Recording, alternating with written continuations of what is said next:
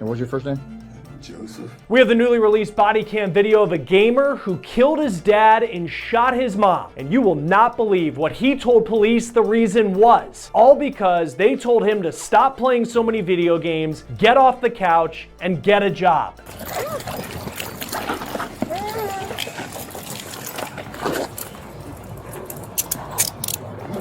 You'll see the moment that law enforcement tracked him down after he took off, and what he claims his dad specifically said that put him over the edge and now means he's going to spend decades of his life in prison. We're on the case presented by Law&Crime. I'm Chris Stewart.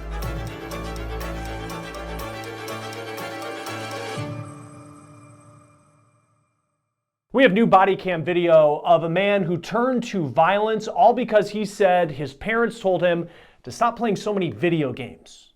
Yeah, it's hard to believe what James Voigt did and what he said the reason was for it. Here is him being led into the Orlando, Florida police station after his arrest in December of last year. So here's what happened. 24-year-old Joseph Voigt lived with his mom and dad in Bartow, Florida. It's in Polk County. It's a bit east of Tampa, south of Orlando. In this home, this is a picture per Google Maps, on December 7th at 11:20 p.m., police received a 911 call from a woman in the house saying that she had been shot by her son. And not only that, she said her son had shot her husband, his own father, and her son had taken off. When police arrived at the house, court documents show they found Voigt's dad laying next to a vehicle with a gunshot wound to his head. Police found Voigt's mom inside the house saying that her own son had shot her. His dad was dead and his mom seriously wounded, but Joseph was nowhere to be found. Roughly 2.5 hours later, around 2 o'clock in the morning, police found Voigt.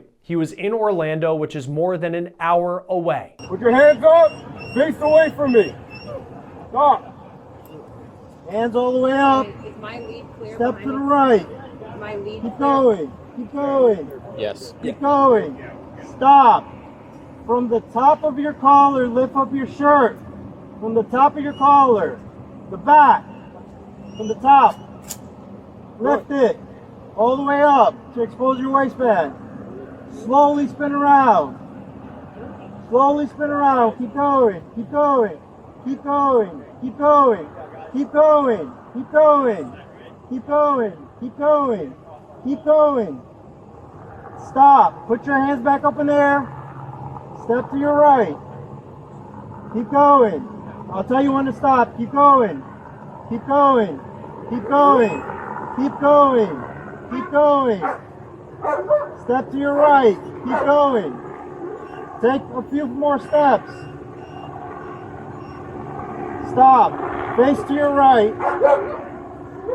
and step all the way to your right. Keep stepping to your right. Face to your right. Turn your body to your right. There you go. Keep stepping to your right, to your right, to your right. There you go. Keep going. Keep going. Keep going. Keep going. Keep stepping to your right. Keep going to your right. You can take bigger steps. Keep going. Keep going. Keep going. I'll tell you when to stop. Keep going. Keep stepping to your right. Keep stepping to your right. Continue to do so. Keep stepping to your right. Keep stepping to your right. Keep going. Keep going. Keep going. Keep going. Keep stepping to your right. Keep going. Keep going. Keep going. Continue to step to your right. Continue to step to your right. Keep going. Keep going. Keep going. Keep going. Keep going. Keep going. Keep going. Stop. Step straight back with your hands up in the air. Straight back. Straight back. Just walk straight back. Walk straight back. Keep going. Keep going. Keep going. Keep going. Drop it up a little bit. Keep going. Keep going. You guys can wrap it. Keep going. Keep going.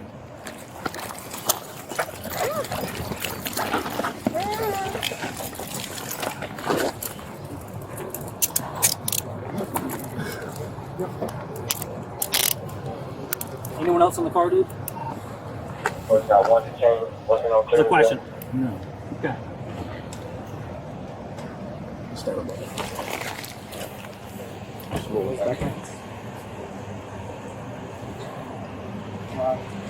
Hey, you can stick with me until you hear different directions from me, okay?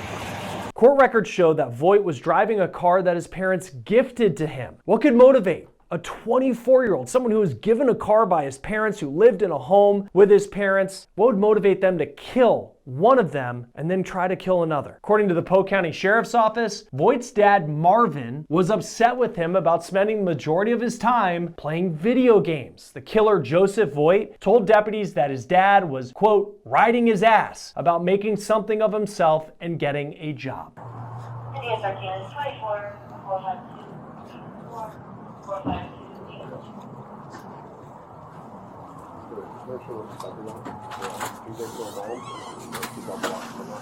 Oh, okay. Make sure. I got you. All right, we're gonna go to the left right here.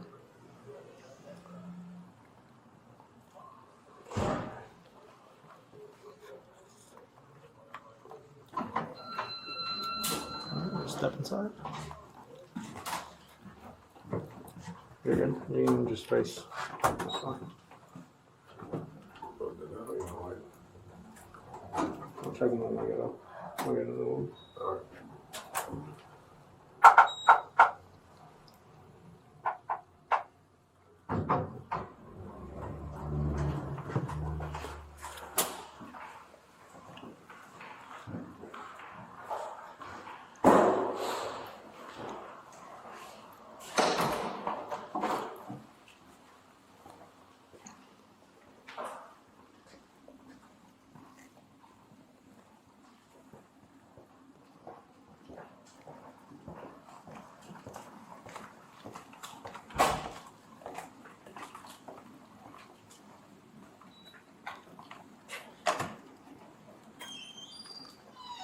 All right. We'll keep going straight.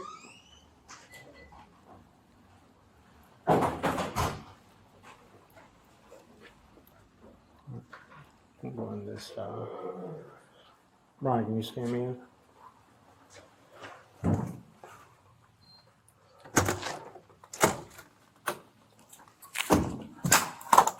Okay, have a seat right here, boss.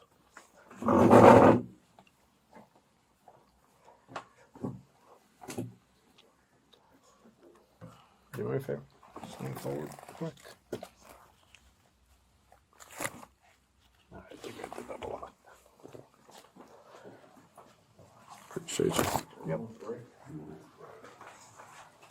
Joseph first faced a judge in Orange County, that's where Orlando is, and this is video of him in a prison jumpsuit per WTVT in Tampa. Now, Joseph was then transported back to Polk County where he faced charges including first-degree murder. Court records show that Joseph was more than just a lazy kid who didn't want to do anything but play video games. He had a violent history. Earlier that year, in the same month, December, he was arrested and accused of macing 2 people in his neighborhood. Then, less than a year prior, Voigt was arrested for shooting a gun into a building. But now he is headed to a place where there will be no video games and no do-overs for what he did. In April, Voigt took a plea deal that will put him in jail for 40 years. That plea deal took his murder 1 count and had him plead guilty to second-degree murder. Joining us now to talk about this case is forensic psychiatrist Dr. Daniel Bober. It's always great to have you on Law and Crime.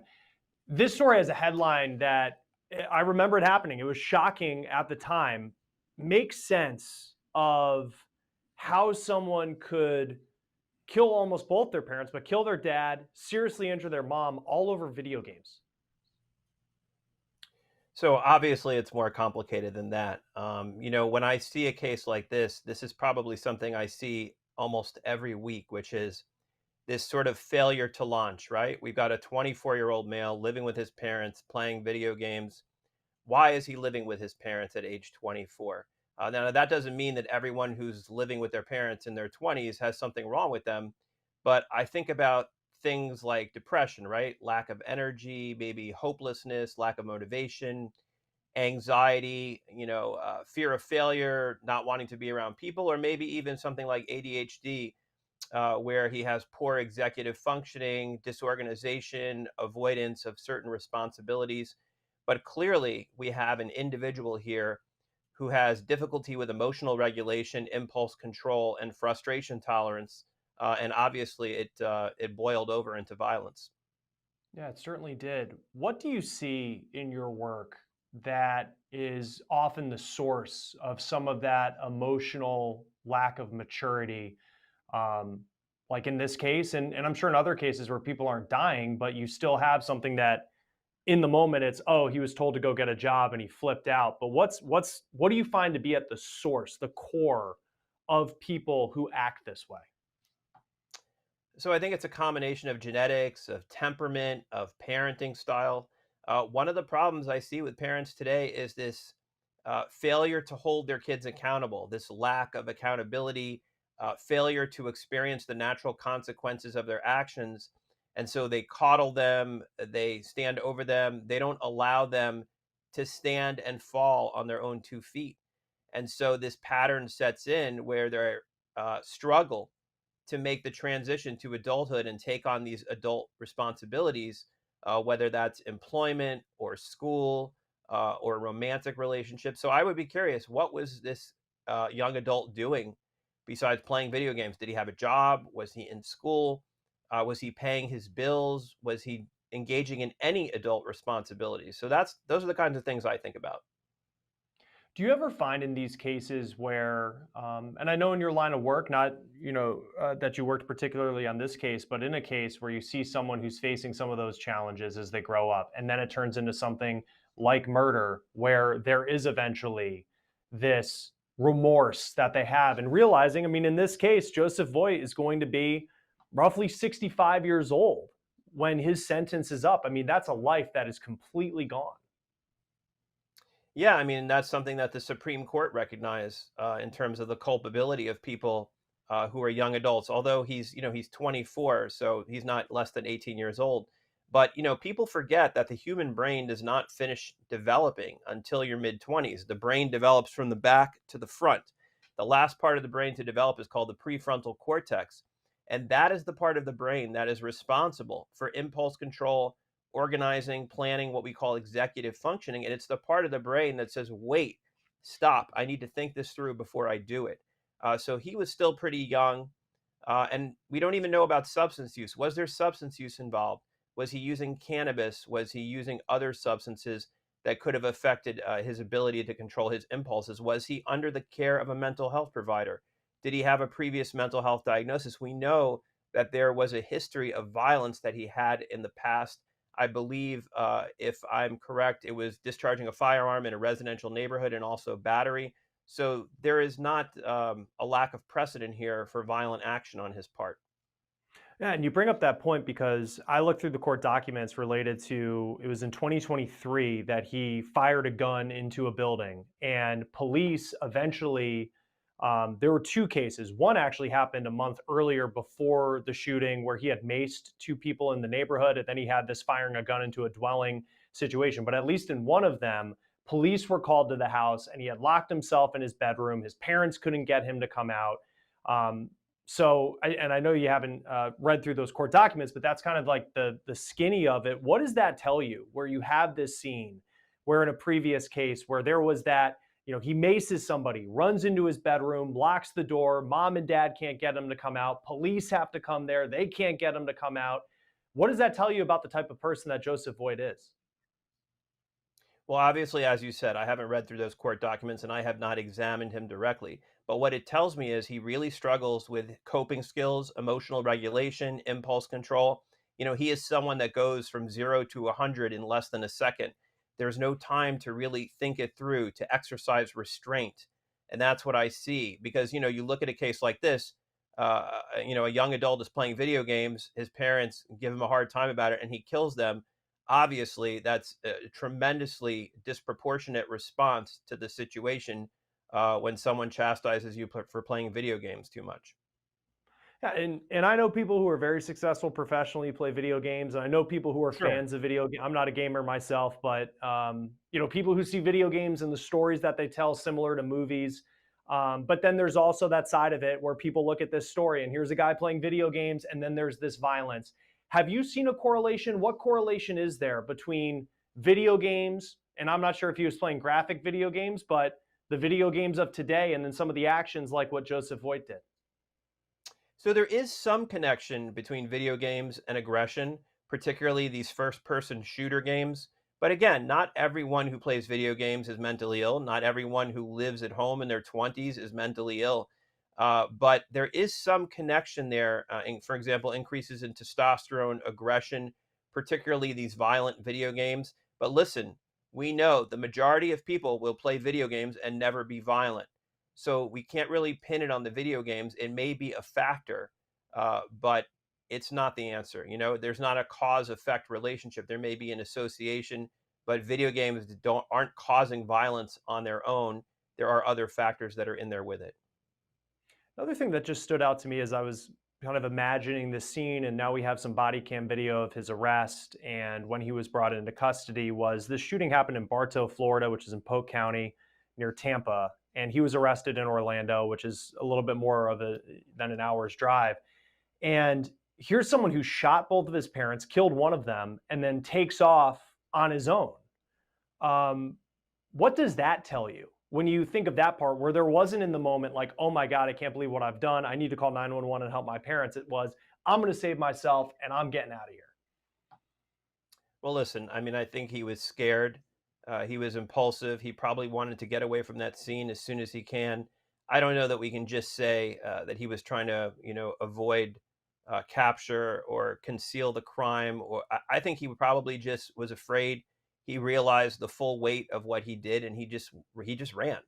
So, that's a very extreme situation, and I don't think most people would know how they would react in that situation. So, I don't know that we can read too much into it.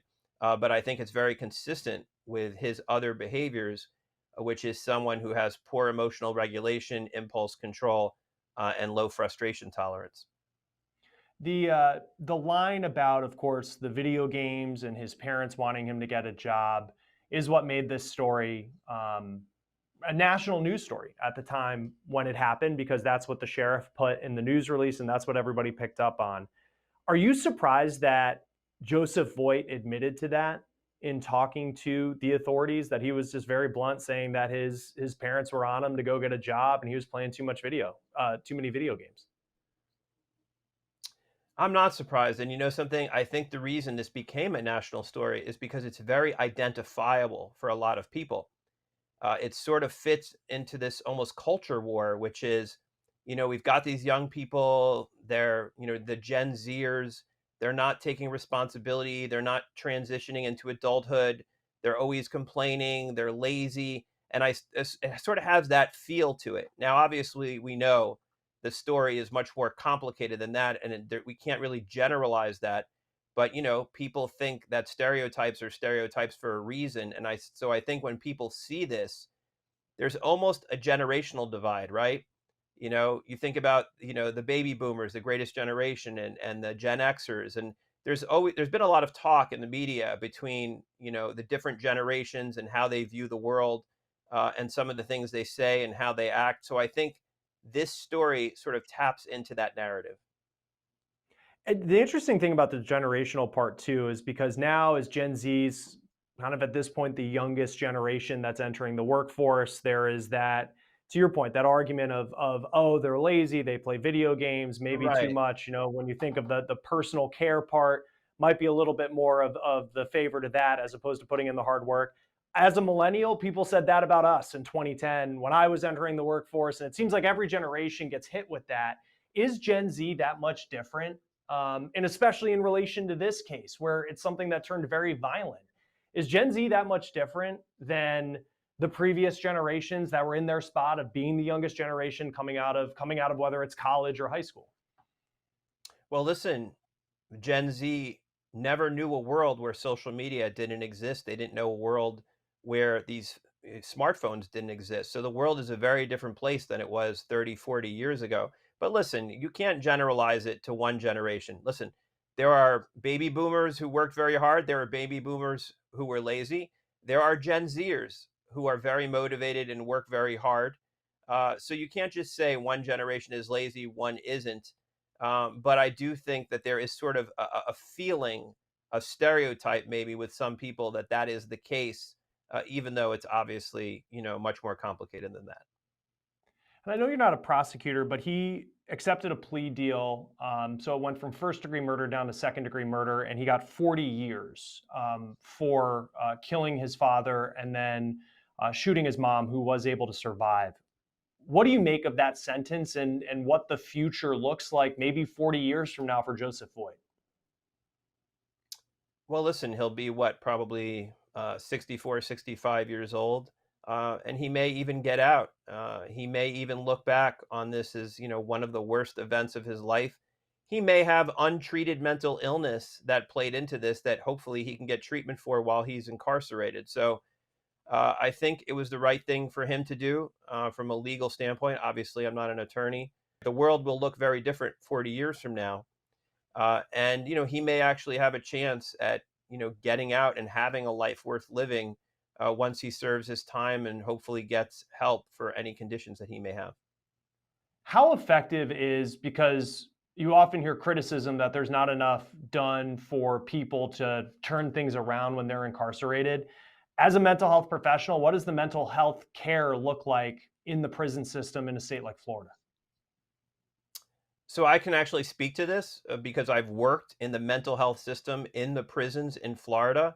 I think it's, pretty basic. I mean, I think they get what they need, but obviously it's not like it is in the civilian world. A lot of it comes down to cost, right? So maybe certain medications that they're not able to get because they're not what we call on formulary. But I mean, I think they do a pretty decent job depending on the facility. And it's like anything else. I mean, I think there are good practitioners. I think there are practitioners who just do what they have to do to get by. And I also think there are people who are really dedicated in that system, right? They're working with one of the most challenging populations there are. And so for them to go into a correctional facility, which, can be risky to their own physical safety, and treat this population, I mean, my hat's off to those people because I did it, and they're very difficult to work with and, very risky. So it's something that is absolutely essential to them getting better. But I do think that, unfortunately, in the United States, we incarcerate probably more people than almost any nation on the planet. And I don't think we're looking at prison as a way to reform. I think we're looking at it as a way to punish. And so I think the ethos or the philosophy has changed, in my opinion. And so much of this story, and I'm happy we talked about it this way, of just kind of being generational and being more complex and complicated than maybe the headline suggests. Right now, there is a lot of attention on particularly young men, and he was 24. He's a grown adult in the eyes of the law. But to your point, when you think of brain development, I think back to that Netflix show that came out recently. I always think about it now when I see stories like this, which was Adolescence, and that was a story about a much younger person. But what advice do you have for parents who have a young person in their house? They certainly care about that person because it's their child, and they're in a place like Joseph Voigt's parents were when it comes to trying to figure out how someone can get out, get in the workforce, get a job, and make something of themselves, but it not turn into something like what we saw in Bartow, Florida, when this happened. So I think it's important to teach your kids coping skills, problem solving skills, to hold them accountable, to let them experience the natural consequences of their actions, to always be open to listening to them without judgment, without shame. I think all these things are important. And this is what I see as a child and adolescent psychiatrist, in addition to being a forensic psychiatrist all the time, which is parents who just don't allow their kids to tolerate any distress, to fall down. And I think when you're always there to pick them up, they never learn to do it on their own. And this is something I see time and time again. And unfortunately, with kids, it's always easier to withhold power than it is to give it and take it back. And finally, the last thing I would say is that if you're a parent and you have a child and they are just driving you crazy, and you are at the end of your rope and you don't even want to deal with them, that is the time they need you the most. And when you actually, that brings up a good point too, because I think as much as we can look at the kids and the younger generations and say, they're lazy and all those stereotypes that come with Gen Z, are you seeing with younger parents, is that a different type of parenting style now where it's not as maybe authoritative as it was when they were kids, that you're just seeing kind of a softer parenting approach than maybe you have in the past? Yeah, well, you talk about parenting styles, right? Authoritative versus authoritarian. Authoritarian is more about, using strict discipline to break the will of the child, whereas authoritative is more about, trying to explain to the child why you're doing what you're doing. You're still, giving them discipline. You're focusing on firmness, on fairness, but doing it with love and nurturing. So I think that's really the way to go with your kids, which is to have strict boundaries, to have discipline, but to do it in a way that's nurturing and with love, compassion, and understanding. Dr. Daniel Bober, it's always great to have you on Law and Crime. Thanks for joining us. Great to be here.